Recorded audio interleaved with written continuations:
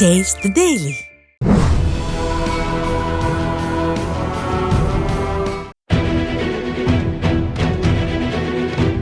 இதோ நீங்கள் பார்த்து கொண்டிருக்கும் இந்த காட்சிகள் ஒன்றும் திரைப்பட காட்சிகள் அல்ல. ஆவடி ரயில் நிலையத்தில் அரக்கோணம் மார்க்கமாக செல்வதற்காக காத்திருந்தவர்களை போதையில் வந்த 5க்கும் மேற்பட்ட இளைஞர்கள் ரயில் நடைமேடையில் இருந்த இரும்பு ராடு, டியூப்லைட் உள்ளிட்டவற்றை பிடுங்கி பெரியவர்கள், சிறுவர்கள், பெண்கள், முதியவர்கள் என கண்ணில் பட்டவர்களையெல்லாம் சரமாரியாக தாக்கி அராஜகத்தில் ஈடுபட்ட காட்சிகள்தான் இவை. இதில் இரும்பு கம்பியால் முதியவரை தாக்கியதில் அவருக்கு தலையில் பலத்த காயம் ஏற்பட்டு ரத்தம் சொட்ட சொட்ட இருப்பதையும் கண்ட அங்கிருந்தவர்கள் அவரை மீட்டு மருத்துவமனை அனுப்பி வைத்திருக்கிறார்கள்.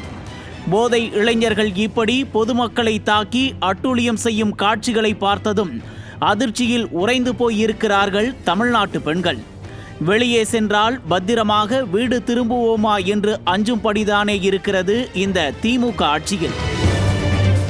தமிழகத்தில் நாளுக்கு நாள் அதிகரித்து வரும் போதைப்பொருள் புழக்கத்தால் இளைஞர்கள் திசை மாறி போகிறார்கள் என்று எவ்வளவுதான் எதிர்க்கட்சி தலைவர் வலியுறுத்தி கொண்டே இருந்தாலும் இந்த அரசு அதையெல்லாம் கண்டுகொள்ளாததால் தான் இப்படி போதை ஆசாமிகளிடம் அடி வாங்கும் நிலைக்கு ஆளாகி போனார்கள் தமிழ்நாட்டு மக்கள். பள்ளி, கல்லூரி செல்லும் இளைஞர்கள் போதைக்கு அடிமையாகி என்ன செய்கிறோம் என்பது கூட தெரியாமல் இதுபோன்ற சமூக விரோத செயல்களில் ஈடுபடுகின்றனர். சில நாட்களுக்கு முன்னர் தான் மாணவர்கள் படிக்கும் கல்லூரிகளில் இருந்து கஞ்சா பொட்டலங்கள், மெத்தபெட்டமைன் உள்ளிட்ட போதைப் பொருட்கள் எல்லாம் பிடிபட்டன.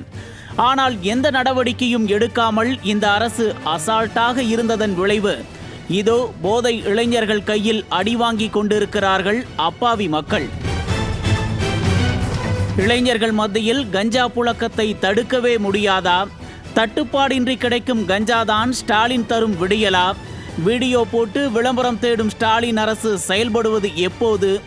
போதையில் தத்தளிக்கும் இளைஞர்களையும் தமிழ்நாட்டையும் காக்கப் போவது யார்?